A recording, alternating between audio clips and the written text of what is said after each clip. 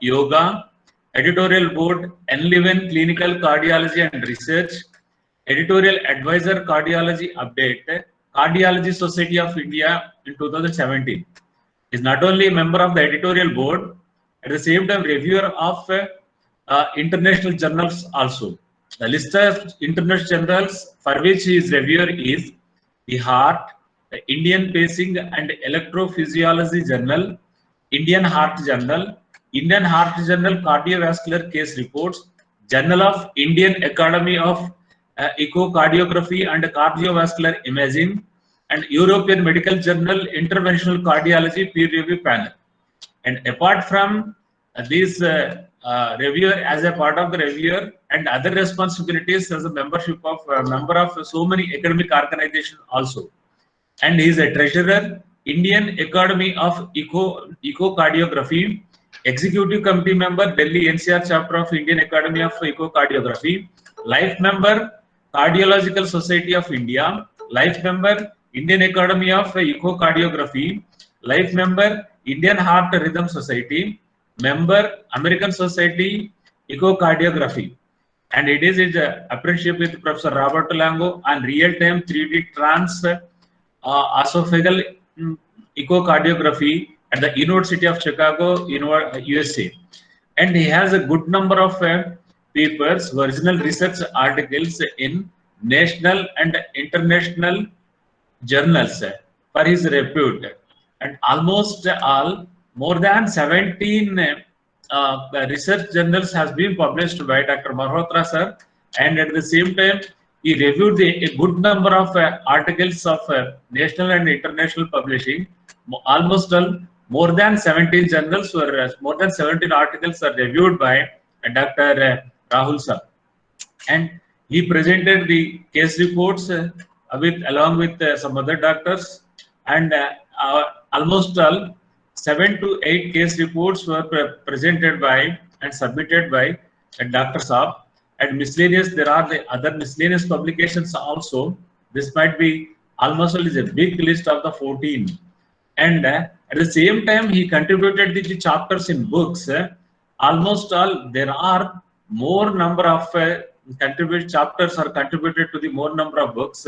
Suppose if we confine to the number, the contribution is 29 chapters have been contributed to the various kinds of the books in cardiovascular, in cardiology. And there are some abstracts are also written by him, and almost all 5 abstracts. And he conducted and organized and participated various national and international conferences nationally and internationally. And this is the huge biodata that he is practicing in the cardiology and the medical profession. So with this introduction, and I welcome you, sir. Really, I think that you might be, my dear colleagues and participants, most of the time, so we got it exhausted, and with having the 50 publications or some research papers or producing some PhDs or guidances. But you will be surprised that he is not so old as we think that to have all these publications. He's just around 40 and between the 40 and 45, and with at this small age, at this younger age also, and he achieved and he delivered n number of talks, publications, and all these things, and reviews, articles, editorial members, and practicing. And apart from that, and he's a good humanist and a spiritual practitioner also. So this is the blessing of the divine forces, and that makes connecting to him and making his presence in front of us, and going to spend at least 19 minutes of the time with us, and he is going to share his vast experience. His presence not only is going to give the inputs of learning, but at the same time his biodata of the 35 pages is going to give a lot of inspiration and motivation to all of us. I thank you, sir, for accepting our invitation and be with us. Thank you very much for your presence, and please join with our what we say that our participants. Welcome, sir. Thank you, Professor Saab, for the very elaborate introduction. It was Yes, not it will easy. be more, because we are academicians now, sir. We should Yeah, know. That is the reason. happy to be with the learned people and share our scientific experiences. Very commonly, I'm called upon to address people about meditation because these kinds of workshops are becoming very common nowadays, and it's a good initiative as part of faculty development program also to let our teachers, our esteemed and respected teachers, to also have this knowledge of how to conduct themselves and how to manage their lives apart from being teachers to students. So I understand the stresses and strains that go with an academic life. It is presumed that it is stress free, but it is not so. I know that. Similarly, in our profession, it is expected that we, being doctors and professionals, would be immune to the stresses. We would already have the capability to deal with stress, but it is not so. And I particularly am usually called upon to address why, being a person of science, deeply rooted into medical science, I'm interested in these esoteric aspects like spirituality and meditation. So I'll share some scientific evidences.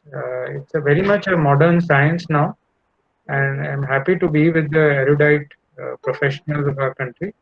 And I'll be sharing some of the scientific evidences that we have, based on which I'm proud to say that it is a very much scientific enterprise to have these kind of practices incorporated in our lives. And today I'm going to talk about the role of these practices in stress management, how stress management is important for all of us, and how we all should take to these kind of scientifically proven practices to manage stress for ourselves. And if we are stress free, looking at us, the students automatically imbibe our qualities, our character traits, and they automatically absorb what we convey, not only by teaching, but just by our body language, just by our behavior and our attitude. So we ourselves are stressed, our students are never going to be relaxed. But if we are poised, composed, and deliver what we have to in a very uh, stress-free manner, then the students will also be influenced a lot. So I begin with my presentation.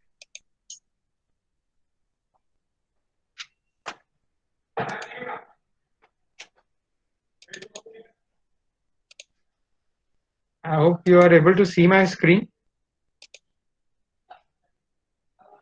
Professor, Sir, is my screen visible? No, sir. No. No, no, sir. No, sir. Now it No. is visible, sir. Yes, sir. Okay. Now it is visible. And the slides are also moving. Yeah, yeah. Yes, sir. Okay. Thank you. So let's begin. What is stress and how to manage stress in a scientific way, and where does the role of meditation, particularly heartfulness meditation, comes in this entity called stress? The stress we all know is a very difficult entity to define. Although we all are using this term day in and day out, but there's no standard definition for stress, and interchangeably we use the terms like tension, mental strain, or any unpleasant situation that we come across, we label it as stress. But broadly, for scientific purpose, since we have to study anything, we have to define it. It has been defined as feeling or condition experienced when a person perceives that the demands that one is faced with exceed the resources that the person has at that particular moment of time. So I think we all know what stress is, and we all think that stress is always bad, but this is not so. Over the period of time, we have understood that there is certain kind of stress which is useful stress, and this is what we have labeled as stress, while some of the stress is what is known as distress. So if we are very much laid back, not bothered about anything at all, totally not stressed about any adverse situation, then it is also not good. Too little stress is also not good. We will not be performing or doing anything, and we will not be doing anything constructive to improve our lot. So, a certain amount of stress, which is in the yellow zone, which is known as the optimum stress, should be there to make us work, to make us improve ourselves, and to make us go out and do something. But the problem is that when this boundary line is crossed, when this optimum stress becomes too much stress for us to bear, is not well defined. We don't know when we cross the boundary, and then we end up having the negative symptoms like exhaustion, tiredness, anxiety, panic, ultimately leading to nervous breakdown and total burnout.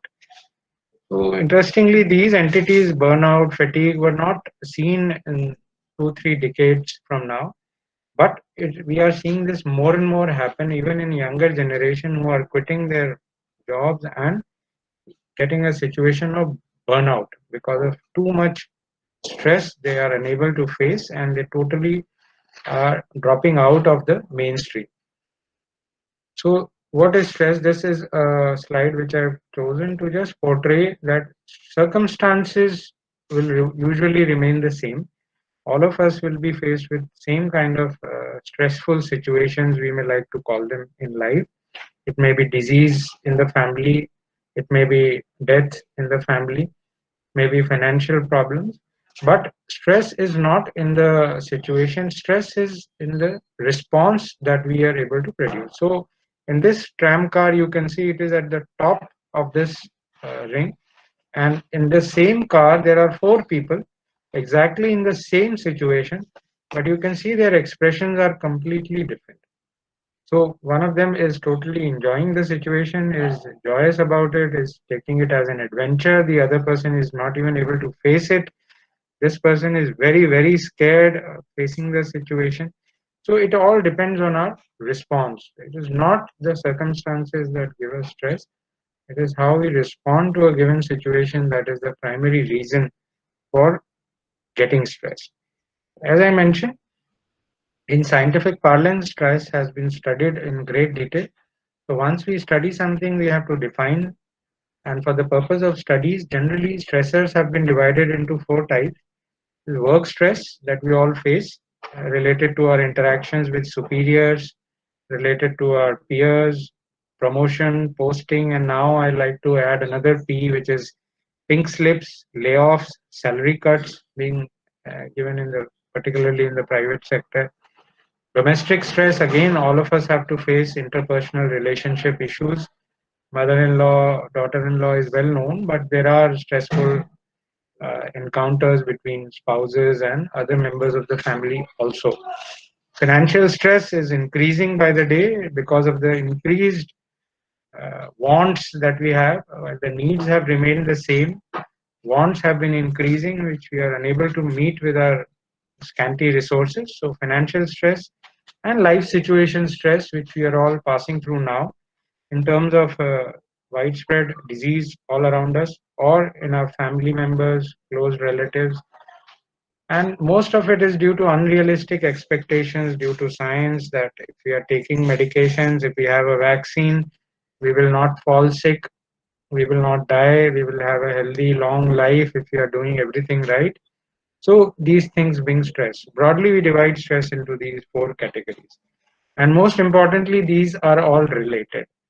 We know that if we are stressed at home, when we come to work, carrying all that stress, we people around us can notice that this person has stress at home, so he's stressed at work also. If we carry the work stress to our homes, our family members notice that yes, we are stressed and we are bringing that stress to our homes, and that suffers. So one leads to another, and no, they are all interlinked together. So it is important to understand that these are not disjointed, and it is very important to not to carry the stress that we have at workplace to our homes, or not to carry the work to work our personal stresses that we may have, because that will hamper our performance. And in a meditation system, I think you already discussed in heartfulness, we have techniques like rejuvenation or cleaning, which are very useful in helping us remove those sources of stress and remove those impressions that we form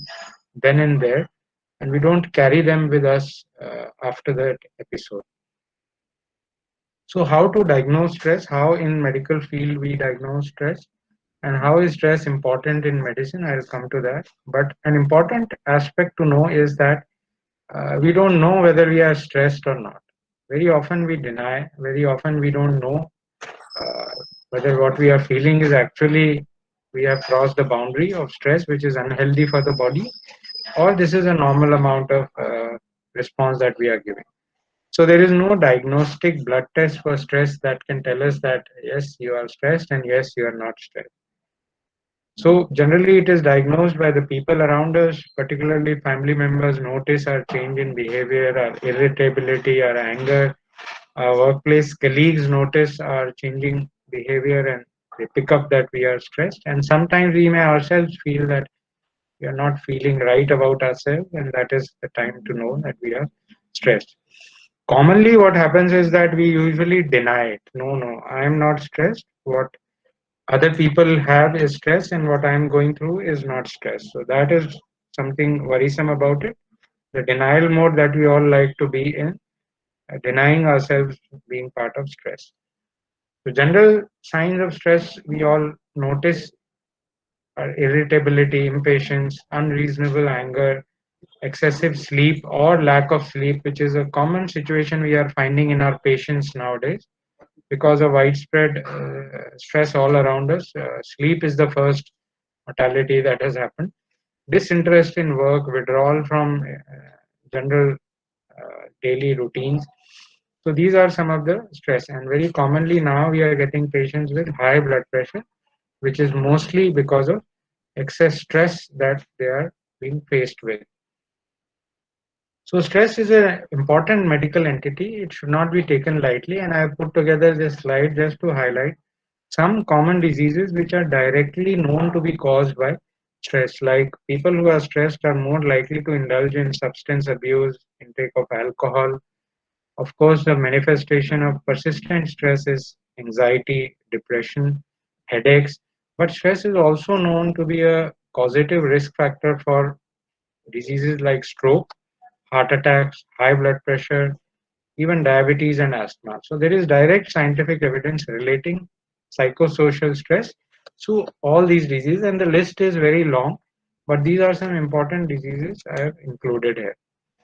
And stress is very common, and worst part is it is increasing. Besides, it is increasing worldwide. It's not that only the poor countries like ours are or socio-economically deprived countries are under stress, and the very rich societies of Europe and Americas are not stressed. It is not so. Annually, the rates of depression, which is the worst form of stress, we like to say, is around 350 million people suffer annually from depression, increasing incidents being reported from all across the globe. And recognizing this aspect, almost half of the corporations in the United States offer some kind of stress management program for their employees.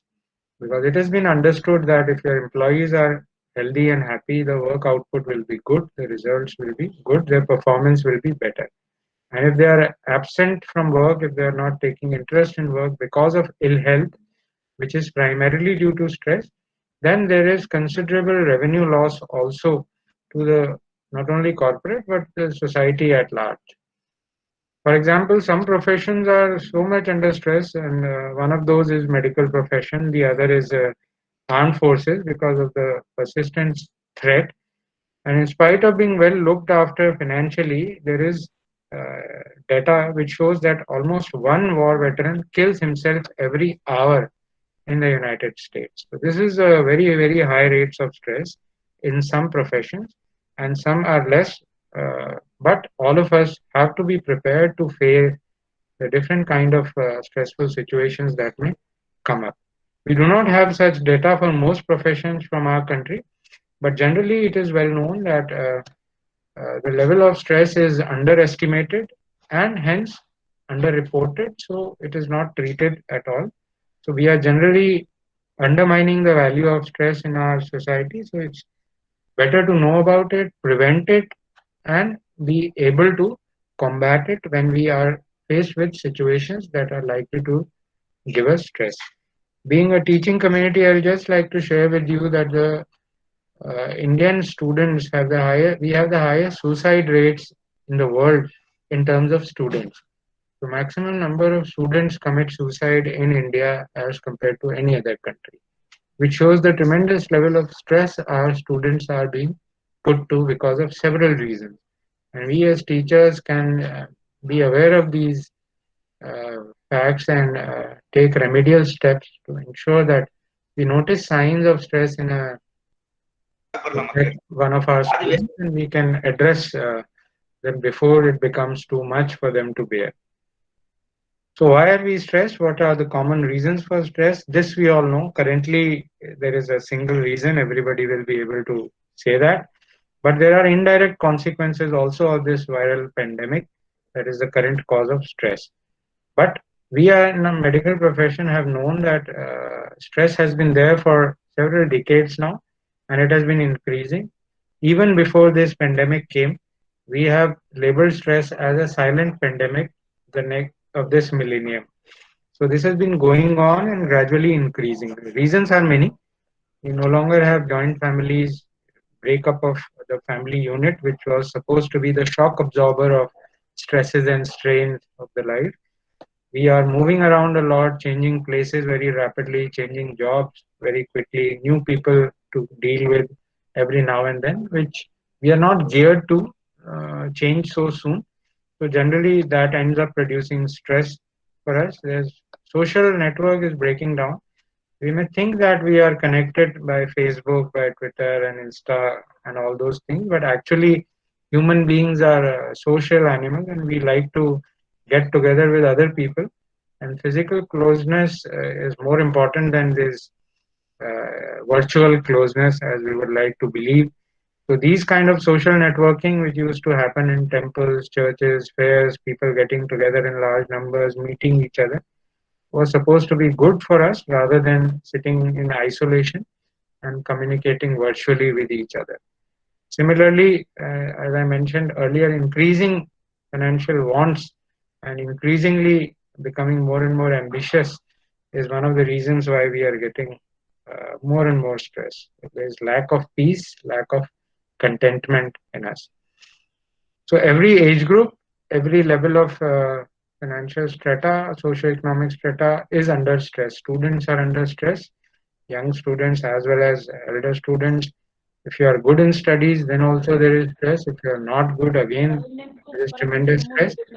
Financial stress is there for all of us to balance our resources against our needs and wants. Similarly, if you pick up the media, news items used to be a good habit to read the news to know about what is happening around you, but now it is a very big source of stress for all of us. Workplaces are becoming stressful because of the targets and the easy layoffs that are happening now. And if you step out on the road to drive, this is my daily commute from Gurgaon to Delhi. So even this has become a source of stress nowadays. Sources of entertainment like television, which were supposed to entertain us, relax us, are now becoming war zones and encouraging us into stressful situations. Admissions, even in spite of 99 plus percentile, we are failing to get good admissions for our children. Terrorism threat, corruption all around us. So all these are sources of stress. And this I like to highlight as one of the biggest sources of stress that we have nowadays. No peace of mind, no isolation. So stress management, how to manage stress, prevent it, and once we have it, how to deal with it.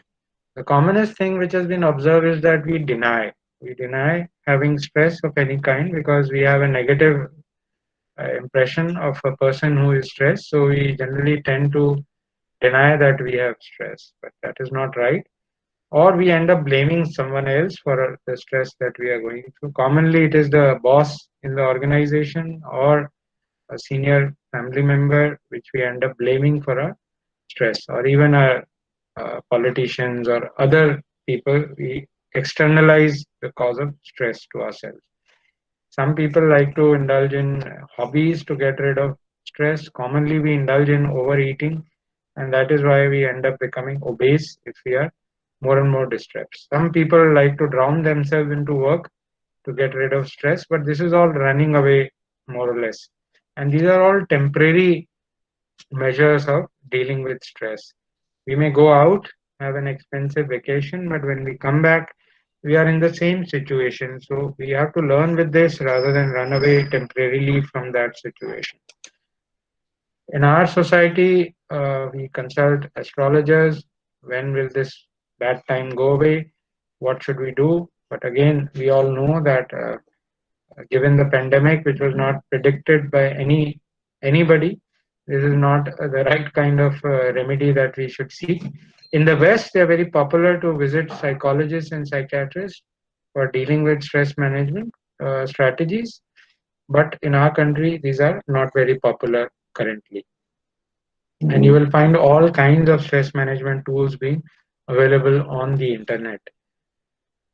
But unless we do something to deal with stress, we cannot learn that. The common example that we give is that if you want to learn bicycle, you have to ride bicycle again and again. If you want to learn swimming, you have to step out into water and you have to try to drown several times before we end up learning swimming. Similarly, we have to face these situations and learn to deal with them more and more. And there will be no ready-made solutions available outside ourselves, which will help us deal with these stressful situations. And this is a very useful statement from the director of National Institute of Mental Health in the United States. That for stressful situations like anxiety, depression, drugs are not going to be of much use because this is related to our thought process. This is related to our responses, our thinking, our approach, our mental makeup. And drugs have very less role to play in this. It is a tool which will require this. It is actually an art which will require many tools to deal with it. So if you are looking for an ideal solution for stress, it is something which has to have a universal appeal, but at the same time should be simple, efficient, it should produce result, it should be effective, easy to practice, undemanding, and of course the effect should last. It should not like that small movie for 2 hours when we are stress free, and then again we are in the same situation and we are left alone. And the next Sir, stressful sir, situation, sorry to interrupt you. yes, please. Universal appeal, what does it mean, sir? What do you mean by universal appeal? So it should be not applicable. If I discuss something like management strategy which is available only in the United States or only in India, then we know that people are stressed everywhere. It should be possible to practice that particular modality of stress management everywhere. Similarly, if I discuss a meditation technique with you, it should not be that only the very well-read people or the very intellectual type are able to practice it. It should be possible for the villager also or the illiterate person also to be able to practice that particular thing. So that is what I mean by universal appeal. Because stress is something which is all pervasive, as I mentioned. Even the poor people are under stress, the illiterate are under stress, as well as the very well-read and the very rich people. So we're looking at something which is applicable everywhere and for all strata. So that is what I mean by universal appeal. Okay, So it thank you, does sir. not have any ifs and buts attached to it, any requirements related to the solution, that it should be affordable, it should be very expensive, nothing of that sort. Only that thing can be universally applicable. And here I propose how spirituality and meditation fulfills all those requirements for coming close to an ideal solution for stress.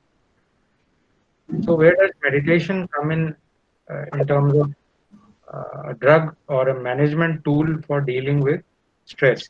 There have been several scientific studies long, and we now know that meditation is a very powerful tool for management of stress because stress is in the mind. I've already mentioned how it is in our response, in our thought process. So we have to mold our thought process, our thinking, our attitudes, our habits to deal with stress effectively, to produce the response which is optimal to that particular situation. So starting with animal models, there have been studies done in the top institutes. For example, this is a study from MIT in the US on mice, and they were able to, in experimental models, bring out mice out of depressive states by stimulating happy memories. And there have been subsequently studies being done in human beings on a large scale And I've compiled this published study in JAMA, Journal of American Medical Association, which was a combination of 47 randomized controlled trials. You would know that statistically, this is the most powerful way of analyzing a tool, doing randomized controlled trials. And this is a compilation of more than 40 randomized controlled trials in around 3,500 plus patients of depression. And this study showed that on an average, the effect size of meditation was to the tune of 30%, which is equivalent to the effect size of all the antidepressant drugs put together, which is also around 30%. So this is a remarkable efficacy of meditation, which is equivalent to drugs without any attendant side effect of drugs. You are aware that antidepressant medications have lots and lots of side effects, besides having a substantial abuse potential and addiction liability. Besides, we also have this phenomena called tolerance. Once you're using these medications for a long time, you get used to them, and lower doses do not respond. You need to keep increasing your dose to get the same level of response, and after some time, you get completely tolerant of the drug and you will have to change your drugs. And there are numerous physiological side effects also. So meditation practices, particularly like heartfulness, have their similar benefits but do not have any kind of attendant side effects on the physiology. So since we are living in a scientific era, we are all men of science.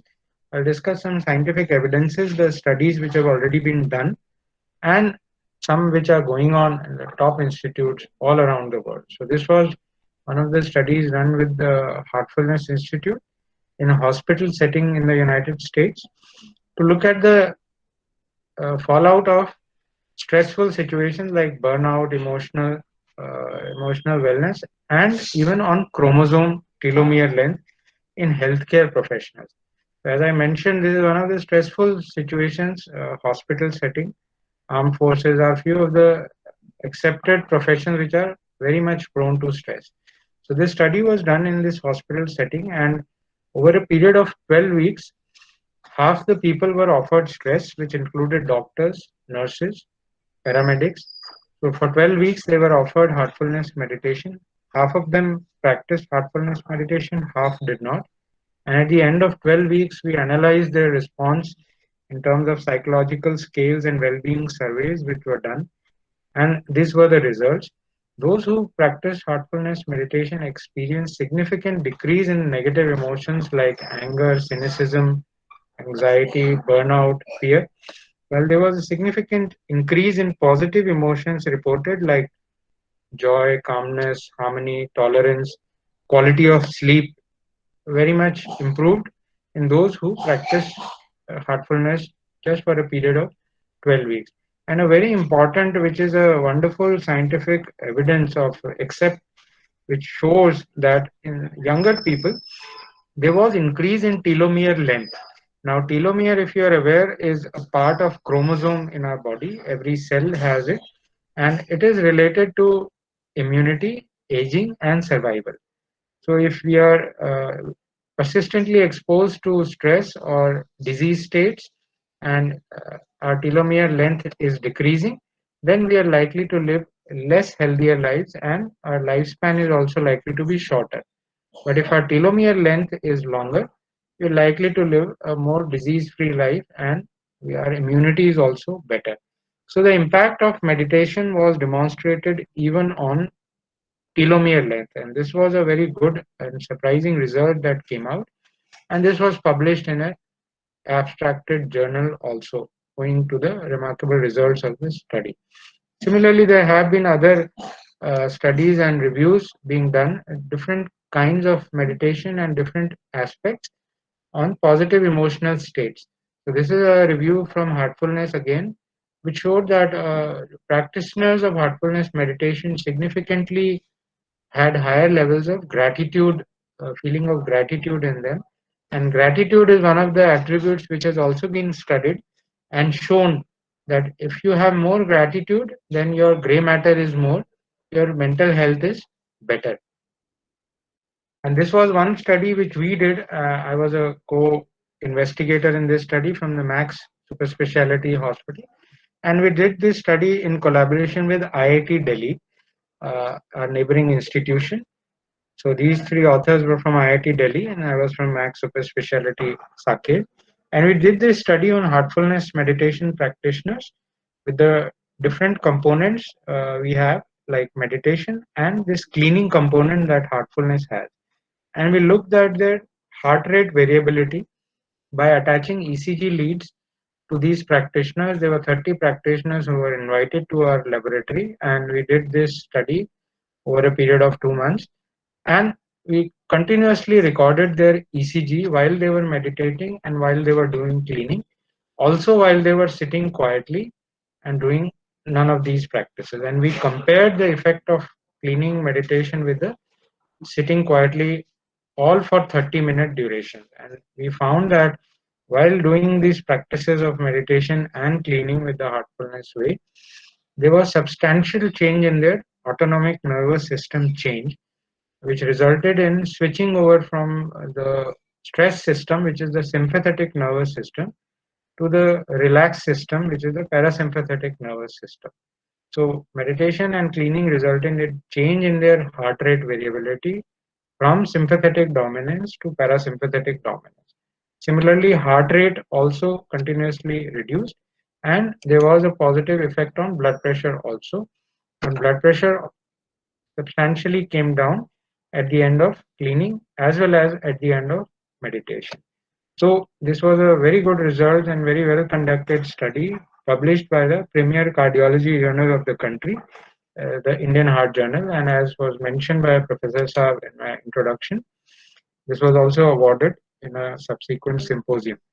We also looked at the psychological impact during this study, and most people reported that it is not at all demanding to do meditation and cleaning, and most practitioners on a scale of 10 found it enjoyable, very less demanding. So this is what we are trying to portray, that these can be practiced by people from all strata, and they are easy to practice, simple to do, and they are not demanding at all. And this study was very popular because for the first time we demonstrated the direct effects of meditation and cleaning on measurable parameters like heart rate variability recorded by Holter monitoring. And this was all across the country. It was picked up, and we had discussions happening in our country on the science of meditation. So happy that it's no longer look down practices. We look at these practices as a scientific practices now, and this has been another evidence that All India Institute of Medical Sciences Rishikesh held the world's first symposium on meditation for prevention of cardiovascular disease, and we participated with our abstract on the same study and showed the relationship between heart rate variability and happiness level. And out of 400 plus abstracts from world over with different kinds of meditation practices, our abstract won the first prize. Happy to know, because of the robustness of the data and the clear evidence that was produced by this systematically done study to show that these practices of meditation and cleaning with the heartfulness are not just passive practices of closing your eyes and doing nothing. They actually impact your physiology, and beneficial changes happen in the body when we do these practices. Similarly, this was a review article I wrote almost 4 years ago, which was published in the Journal of Clinical and Preventive Cardiology. And again, this is a compilation of different kinds of yogic practices which we do, and what is their effect on heart health, if there is any, and what is the literature evidence. So there is so much interest being generated in these kind of aspects now that recently I received information from the ResearchGate that my article has reached 2000 plus reads over a period of 4 years. So it shows that even in scientific community, people are interested in reading about these aspects, which can actually make our lives better in a simple way and in a scientific way. So we have been dismissing these aspects as old times and mythology and not true. But the Western world again has accepted already that this is a very much scientific enterprise, and this is a cover of the Time magazine more than 15 years ago. And they talk of the science of meditation. And this is a famous Hollywood actor doing meditation. So it is high time we also adopted these practices and looked at them as very much scientific tools and not dismissed them as being old fashioned and limited to people who have nothing else to do or something to be done only after retirement when we don't have anything else to do. So these are the different kind of scientific studies which have already been done. For example, this is the functional MRI image, which shows that just after 20 minutes of meditation, the brainwave pattern, how harmonized it becomes. Before meditation versus after meditation, the entire brain is vibrating with the same EEG pattern, which is a very good state. And this is now being demonstrated because of the newer advancements in technology, like the functional MRI machines, which can do the scanning while we are doing meditation in a sitting position. The other scientific evidences I'd like to share briefly are that the field of epigenetics is now coming up. Those of us from the biology background will know that we were told and taught that genes carry our character, our traits like height, weight, color of the skin, color of eyes, the kind of diseases we will get inherited from our parents. So all this is embedded in our genes and our destiny is limited to our genes, but this is not so. Now we are proving that there is something called epigenetics, which overrides the genetic influence. And one of those things is the environment to which the genes are exposed, the cells are exposed. And based on the environment, their responses can vary. And genes are not the final word. We can modify the genetic expression based on our cellular environment. And cellular environment can be altered by our thought process, by our thinking, by our behavior. And meditation practices have an impact on the behavior of cells also. And as I showed in the heartfulness study from the US, you are able to show that the telomere length was better in meditators just at the end of 12 weeks as compared to non-meditators. So clear evidence, and there are more and more publications related to this field happening from world over. And this is another book which again talks of these aspects, the heart's code, a very good scientific compilation of studies which show that the heart is not merely a pump which pumps blood to different organs of the body. All cultures have accepted the central role of the heart, and they talk of the heart being the seat of life or the seat of the soul. So similarly, science has been limited in this acceptance and just treating heart as a pump.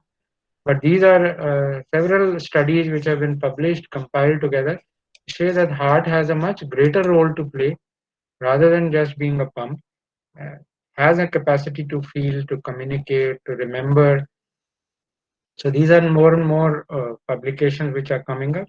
And this is another bestseller book, The Biology of Belief, which talks about how we can alter our health, our physiology, the makeup of cells, the genetic expressions, just by having positive thinking, having meditation practices in our routine, which actually result in changing neurotransmitters and which directly impact the cells going up to the DNA level.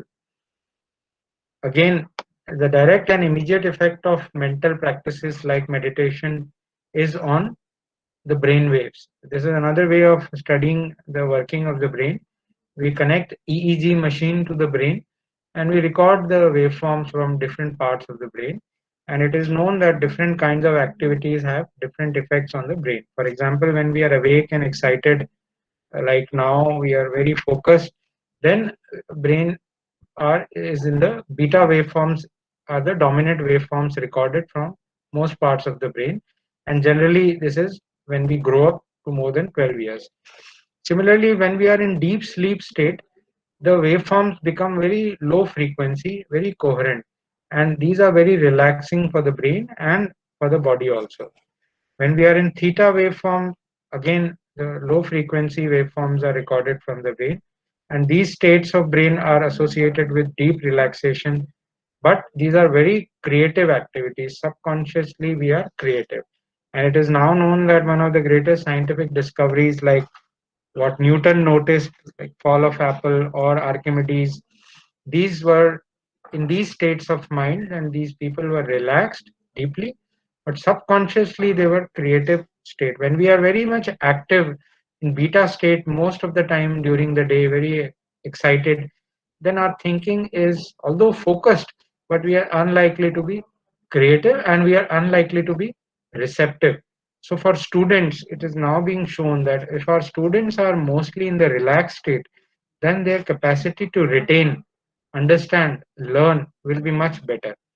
And it is now shown that when we meditate, we go into theta and delta waveform while meditating. Most of the studies on EEG and meditators have shown that we go into the delta and theta states, which are very good relaxed states. The brain relaxes, the body relaxes, mind relaxes, and we are able to learn better, we are able to retain better. So most of the time we would like to remain in these kind of states of mind, which are relaxing and opposite of stress. So as a stress management tool, if we want to retain more and more theta and delta waveforms in our mind, then meditation is what takes us to those states of mind. Another scientific evidence coming from American Heart Association is related to blood pressure. There have been many studies with different kinds of transcendental meditations on their effects on blood pressure, like our study, and which is now convincing evidence that meditation lowers blood pressure. So it is now believed that American Heart Association states that meditation is a tool for reducing blood pressure and we should discuss it with all our patients. So as cardiologists, we are talking to all our patients about salt restriction, proper diet, physical activity, and also about meditation as a tool to bringing down blood pressure.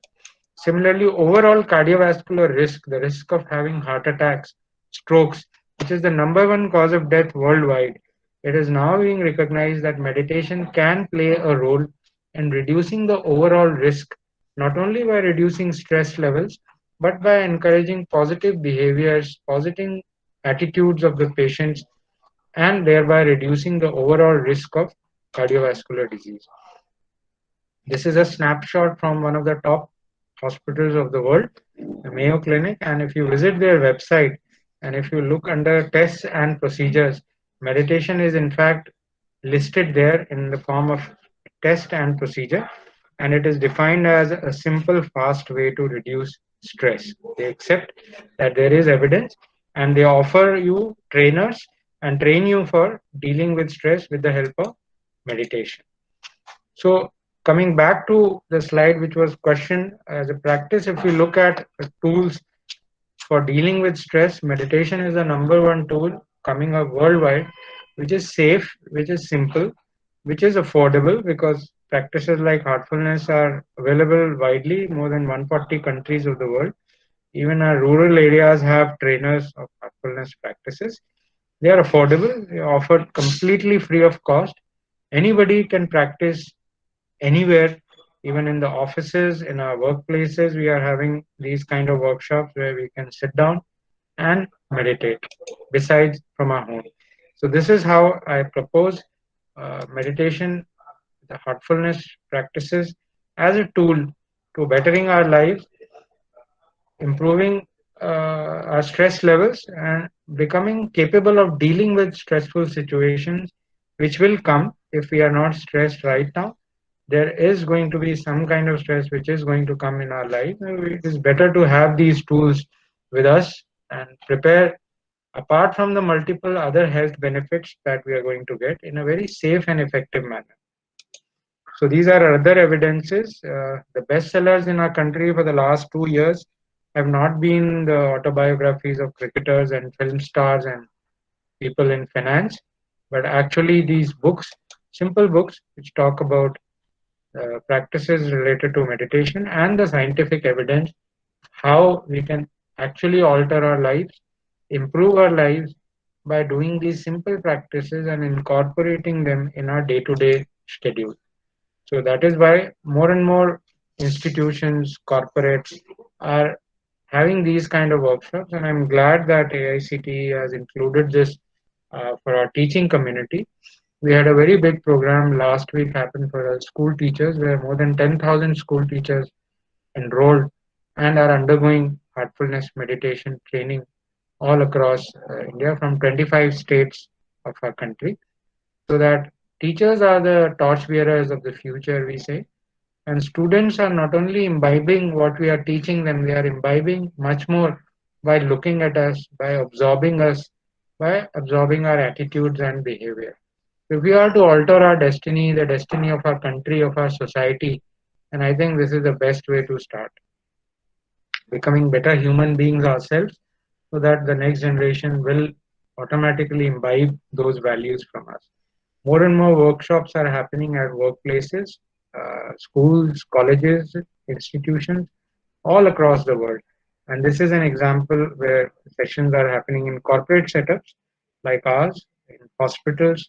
And this is an example of meditation session being given to armed forces people before they are sent to war, because this is a very, very stressful situation they are going to face. And here is a meditation trainer giving meditation training to a US Army personnel before they are going to war.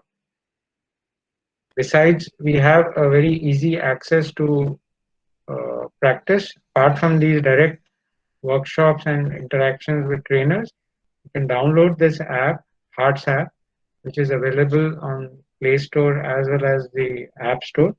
We can visit our website also and learn more about these practices and in fact experience these practices firsthand without going anywhere from the comforts of your home. And I request and will urge all of you to just try it out for a few weeks before you really decide about judging them and continuing with them or not. So for a few weeks, I request all of you to just enroll and start these practices, do these for yourself and see the difference in your own self. As we like to say, let us all be scientists. Let us cultivate a scientific attitude and let us do these experiments on ourselves. So if you do meditation, start writing your experiences in a journal before and after meditation, how you feel, how you are changing, how you feel your state of mind is changing.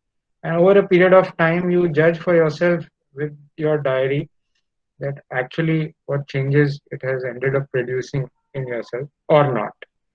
So with that, I come to the conclusion of this presentation. And if you are ready, I think we'll have question and answers after the experiential session.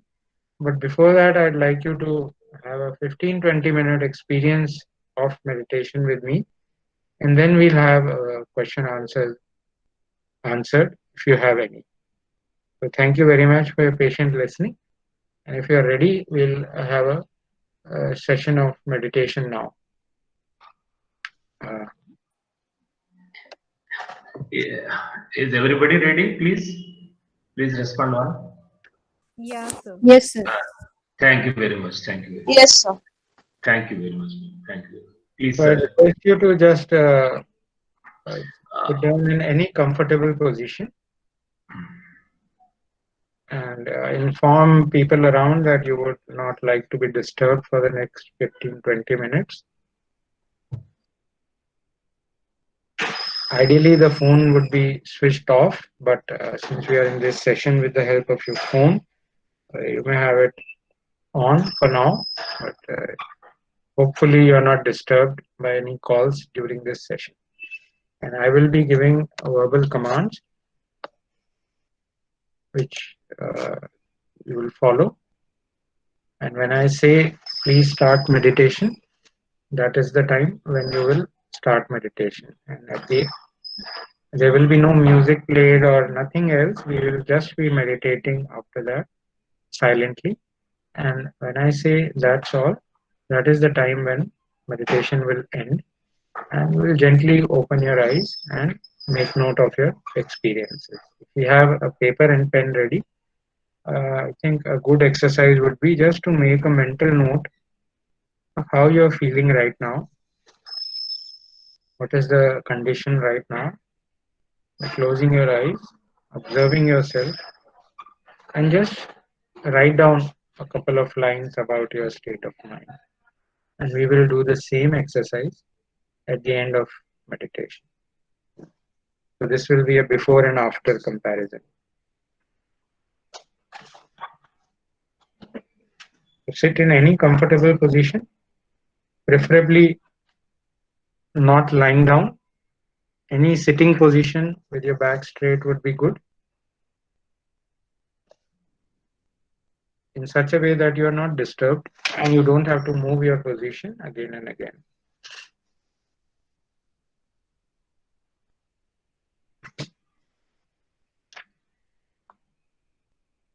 So let's begin with relaxing the body first.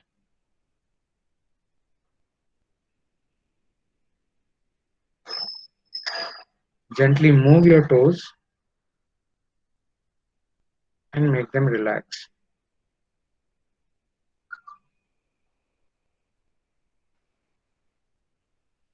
Relax your feet and ankles.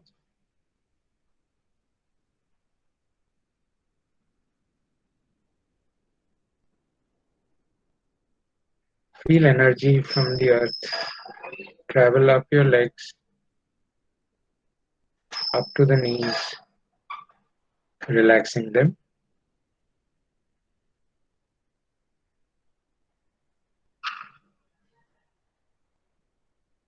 The energy travels up, relaxing your thighs,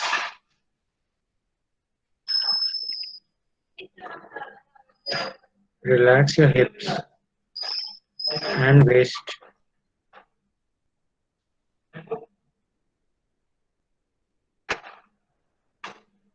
Relax your back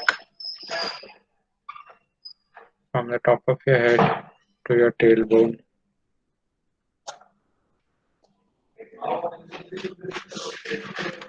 Relax your abdomen, your chest,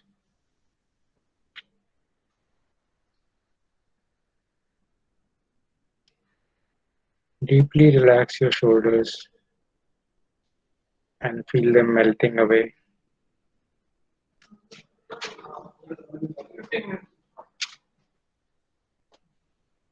Relax your arms, each and every muscle of your forearm, your hands, right up to your fingertips.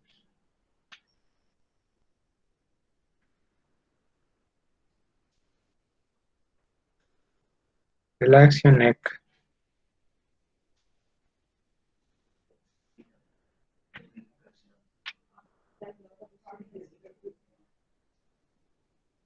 move your attention gently towards your face. Relax your jaw, your lips, your nose,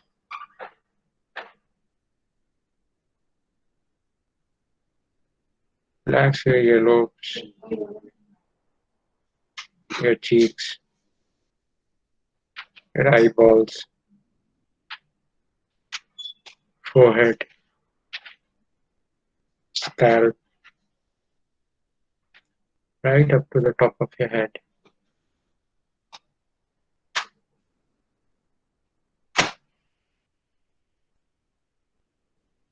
Deeply relax inside your head.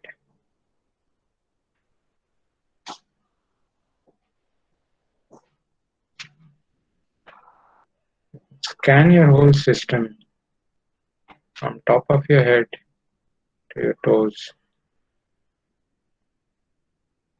If you find any stress anywhere, make it relax.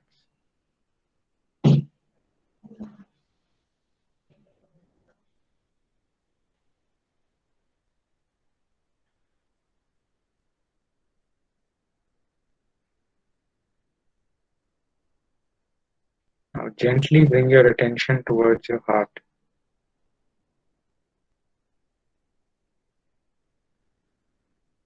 Make a subtle suggestion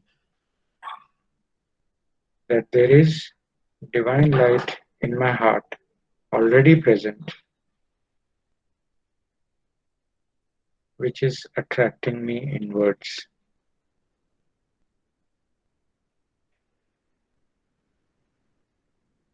And stay with this thought.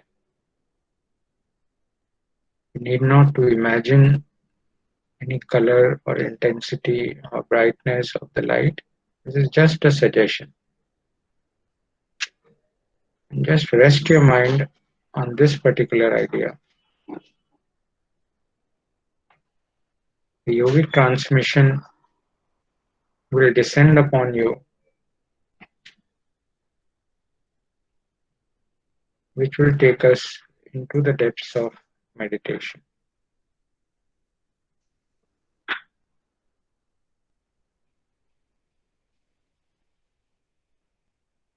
If thoughts intervene, just remain unmindful of them and remind yourself that you are meditating, and bring your attention very gently back towards the same thought.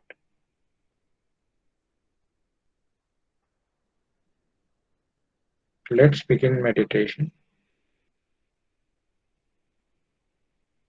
The divine light already present in my heart, which is attracting me inwards. Please start meditation.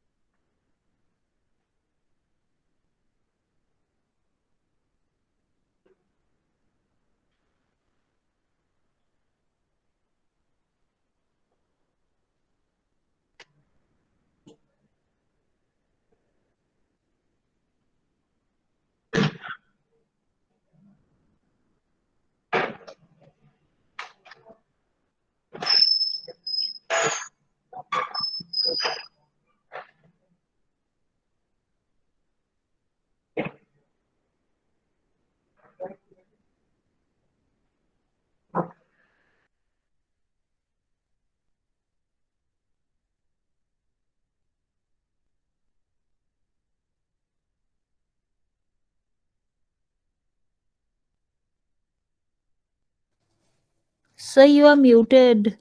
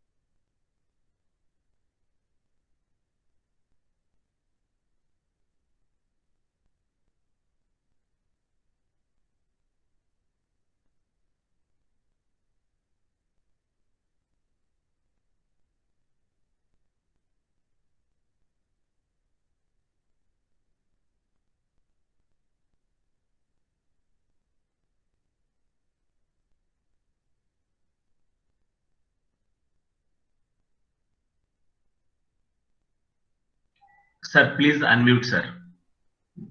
Rahul, sir, please unmute.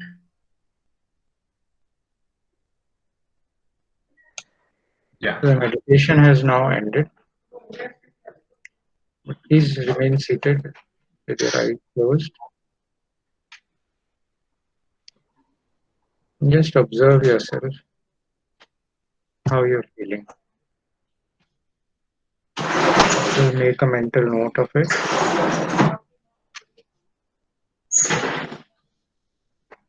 Or note down your findings.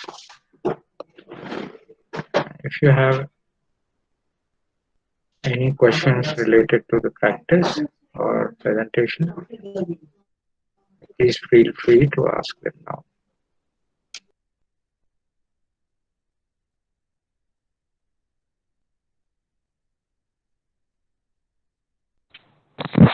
Sir,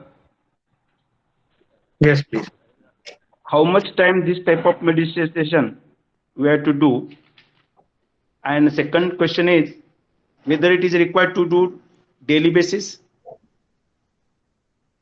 Okay, very good question related to the practice aspect. So generally we do meditation once a day and preferably Okay, in sir. the morning time in a sitting Okay. position. Ideally, the earlier the better. Before sunrise, if we are able to complete, then there is nothing like it. Again, there is a lot of Okay. science behind it. But for beginners, generally you can start any time of the day for any short duration.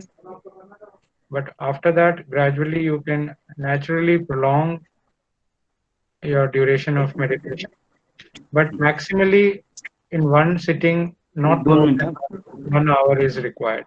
More than 1 hour is enough.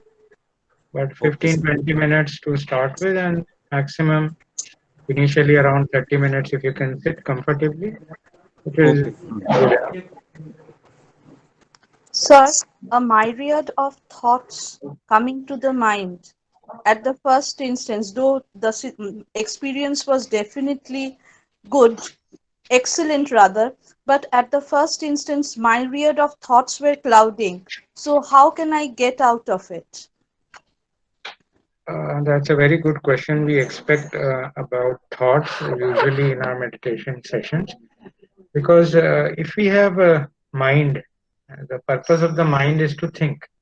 So the mind will think.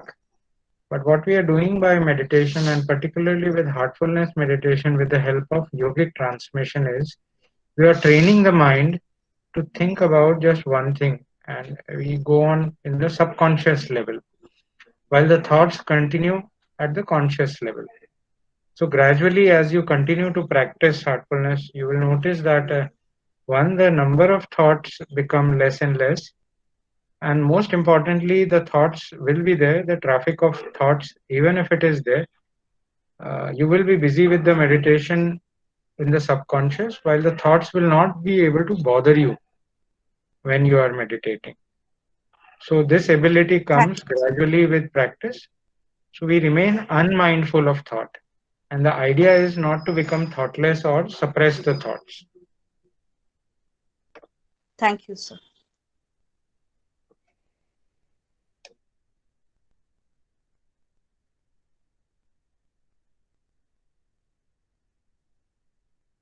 Any other questions? Any questions, please? Either you can put it in chat box also. There is 8 minutes time is left for you.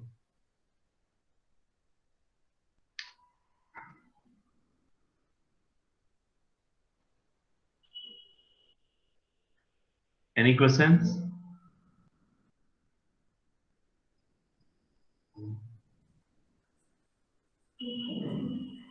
Okay. It will be good if we can share our experience conveying to Professor. I request all of you to try it out for a few days before we reject or accept this practice in a very scientific way. And one more thing is that before we start meditating on our own, I request you to just download this app or visit our website and the first 3 introductory sessions. And after these 3 introductory sessions, you are enabled to receive the yogi transmission on your own, and then you will be able to experience it in a more profound way. And there are other tools also, which we talked about briefly. Apart from meditation and relaxation, which we experienced today, there is something called rejuvenation or cleaning also, a very useful practice in the evening for getting rid of impressions that we keep forming throughout the day with our interactions. And there is one practice at bedtime for 5-10 minutes, and we go through our entire day's activities and go where we have gone wrong. We face ourselves. We resolve not to repeat the mistakes. We resolve to improve ourselves.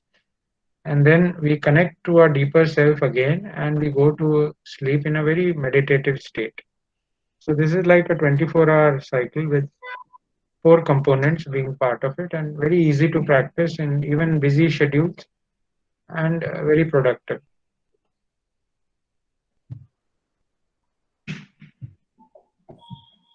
Sir, may I have a question, sir? Yeah, please, sure. I am Ram Mohan, sir.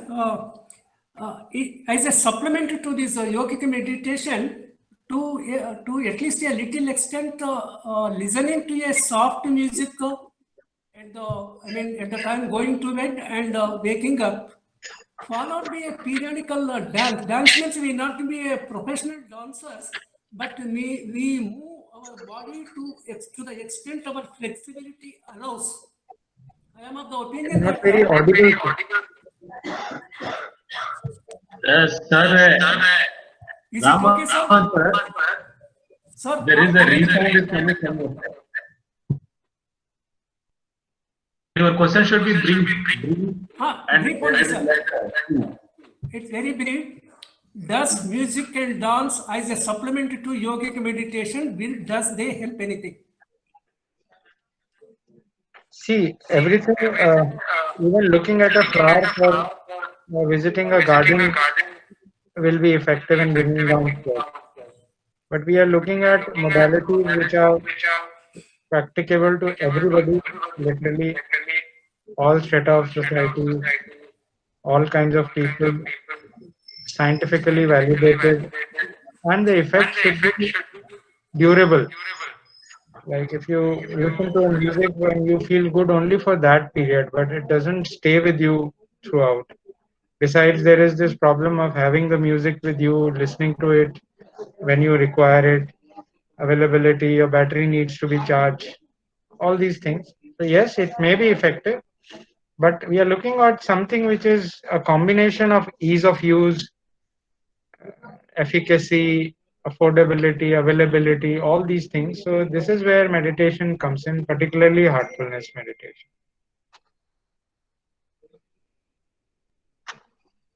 Thank you. Any questions or any doubts, please? Any queries? One question is posted in chat box, sir. And does stress have its impact on the acidity levels? Yes, so it's a very intelligent question. So as I showed a list of diseases where stress was directly cause of diseases, and acidity was one of the earliest disease which was attributed to stress, and we have something called stress ulcers, because in the World War it was seen that during the Second World War there was an epidemic of peptic ulcers in the United Kingdom. Most people were coming to hospital with ulcers in their stomach, and it was then found out that by thinking, by being under stress, they were under stress because the war was going on.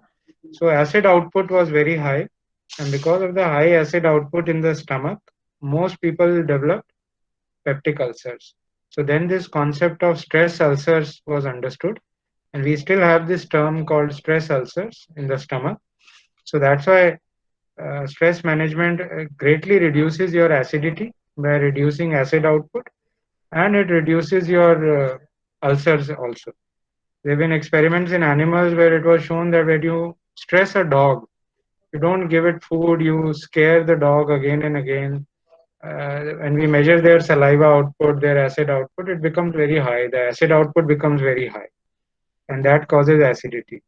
So clear impact is there of stress management, meditation on acidity, definitely. Headaches, sleep quality, acidity, all these reduce.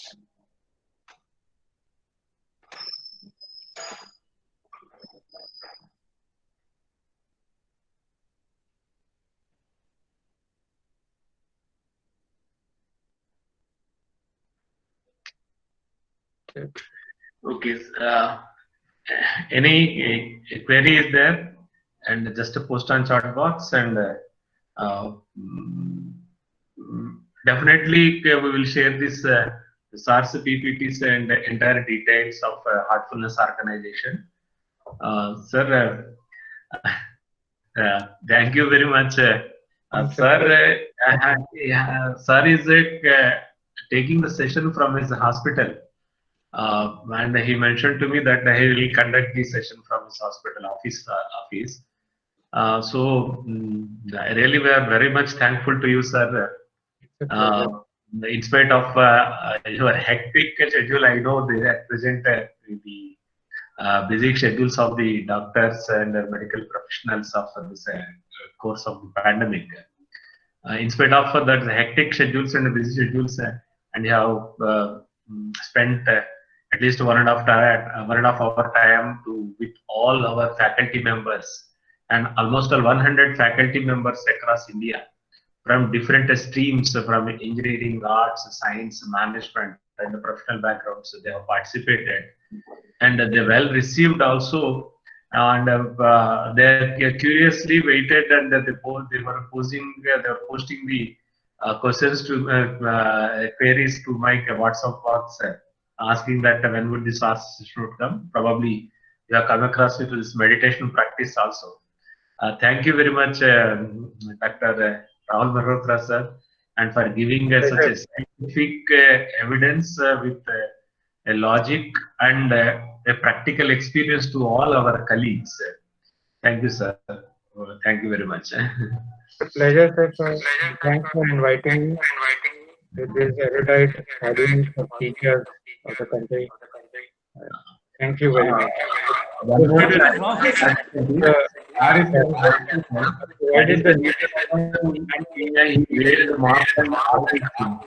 Because, sir, almost every presenter so far is from their homes they presented, but the people are saying that they want to see your face.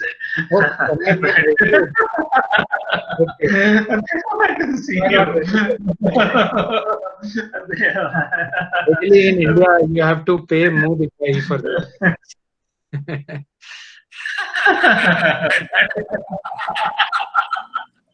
Sir, you have demonstrated what is professionalism is by multitasking and parallel processing. Do your duty as a doctor in the hospital, and at the same time taking session.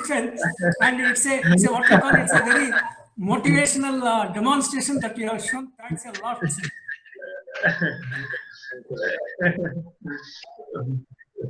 Okay, sir. Thank you very much, Malhotra sir, for being with us.